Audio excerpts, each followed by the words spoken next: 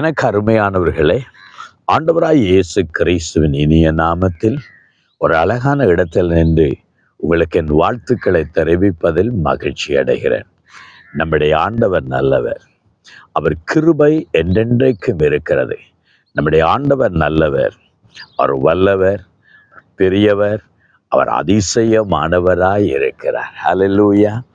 ஆராய்ந்து முடியாத அதிசயங்களையும் எண்ணி முடியாத அற்புதங்களையும் அவர் செய்கிறார் என்று வேதத்தில் நம்ம வாசிக்கிறோம்.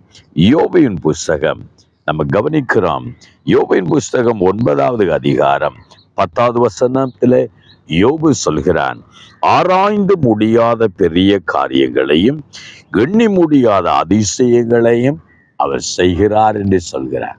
ஆம், எனக்கு அருமையானவர்களே, ஒரு வேளையில யோபின் வாழ்க்கையை கவனித்து பார்க்கும்போது இழப்புகள் வந்ததுதான், தோல்விகள் வந்ததுதான், மரணங்கள் வந்ததுதான், வியாதிகள் வந்ததுதான், தன்னிடத்தில் இருந்த எல்லாமே இழந்து போனது உண்டுதான். ஆனால் யோபின் வாழ்க்கையில தேவனை பார்த்து சொல்கிறான், அவர் ஆராய்ந்து முடியாத அதிசயங்களை எண்ணி முடியாத அற்புதங்களையும் ஆண்டவர் செய்கிறவராய் இருக்கிறார் என்று சொல்கிறார். ஒரு வேளையில நம்முடைய வாழ்க்கையின் தொடக்கத்தை பார்த்து நாம் கலங்கி விடுகிறோம் அல்லவா? நாம் மட்டுமல்ல, பலர் கூட நம்மை பார்த்து சொல்வார்கள், உனக்கு இது சரி வராது, உன் வாழ்க்கை சரி வராது, இந்த பிள்ளைகள் சரி வராது, உந்த எதிர்காலம் உனக்கு சரி வராது என்று உன்னுடைய ஆரம்பத்தை பார்த்து பலர் சொல்லலாம். நீங்கள் கவனிக்க வேண்டிய ஒரு வார்த்தை உண்டு. ஒரு தொடக்கம் எப்படி இருக்கிறதோ முடிவும் அப்படி இருக்கும் என்று நம்ம எதிர்பார்க்க கூடாது. வாழ்க்கையில் அநேக தோற்று போனவர்கள் வெற்றி பெற்றதை பார்க்கிறோம். விழுந்தவர்கள் எழுந்து நிற்கிறதை பார்க்கிறோம். எந்த இடத்துல தள்ளப்பட்டார்களோ தள்ளப்பட்ட கல்லை தலைக்கு மூலக்கல்லாயிற்று என்று சொல்லுகிறதை போல கர்த்தர் அதை செய்கிறதை பார்க்கிறோம். ஆம், எனக்கு அருமையானவர்களே, உங்கள் ஆரம்பத்தை பார்த்து யாராவது உங்களை அசட்டை பண்ணுகிறார்களா? உங்கள் ஆரம்பத்தை பார்த்து நீங்களே கலங்கி சில வேளையில் அற்பமாய் இல்லாவிட்டால் அதில் அவிசுவாசம் கொள்ளுகிறீர்களா? ஒன்றை கவனிக்க வேண்டும். முடிவு சம்பூர்ணமாய் இருக்கும். ஒரு நாள் வருகும், அந்த நேரத்தில் நீங்களும் சொல்வீர்கள், ஆராய்ந்து முடியாத அதிசயங்களை எண்ணி முடியாத அற்புதங்களை செய்கிறார்கள். ஆம், எங்களுடைய வாழ்க்கையை நான் திரும்பி பார்க்கிறேன். என்னுடைய சிறு வயது காலத்திலிருந்து இன்றைக்கு என்னுடைய வாழ்க்கையை நான் நினைத்து பார்க்கிற அநேக காரியங்களை பார்க்கும்போது தேவன் எவ்வளவு அதிசயமாய் பிரமிக்கத்தக்கதாக என்னை நடத்தி வந்திருக்கிறார் என்று பார்க்கிறேன். என்னுடைய ஊழிய காலத்தின் ஆரம்பத்தை நான் பார்க்கிறேன். என்னுடைய ஊழிய வாழ்க்கை 35 வருஷத்தை நான் முடிவுக்குள்ளே கொண்டு வருகிறேன். ஆகவே இந்த 35 வருஷத்தில் நான் ஆரம்பத்தை நினைத்து பார்க்கிறேன். ஆனால் இன்றைக்கு நான் நினைத்து பார்க்கும்போது தேவன் ஆராய்ந்து பார்க்க முடியாத அதிசயங்களை எண்ணி முடியாத அற்புதங்களை ஆண்டவர் செய்திருக்கிறாரே. நான் அதை நினைத்து பார்க்கும் போதெல்லாம் ஒரு கனவு போல நான் அதை பார்க்கிறேன்.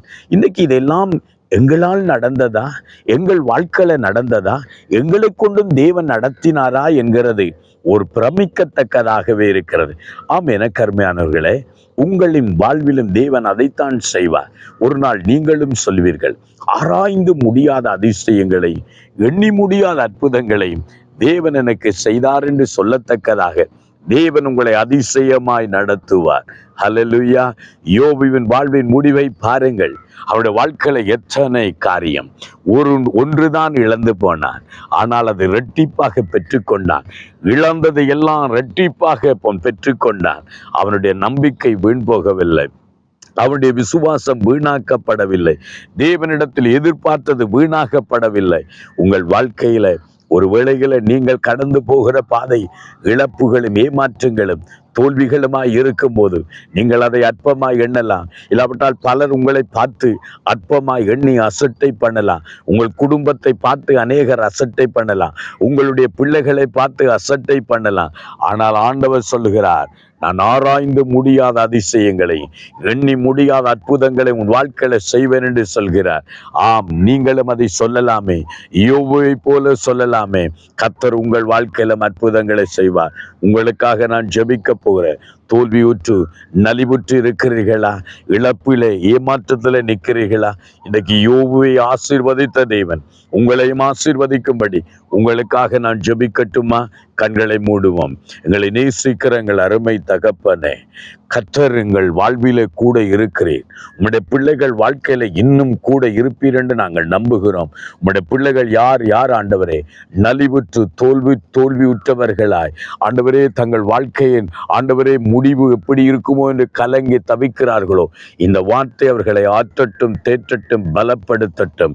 கர்த்தர் தாமே உம்முடைய பிள்ளைகளை ஆசீர்வதிக்கும்படி உம்முடைய அன்பின் கரத்துக்குள் ஒப்புக் கொடுத்து இயேசுவின் நாமத்தில் ஜெபிக்கிறோம் நல்ல பிதாவே.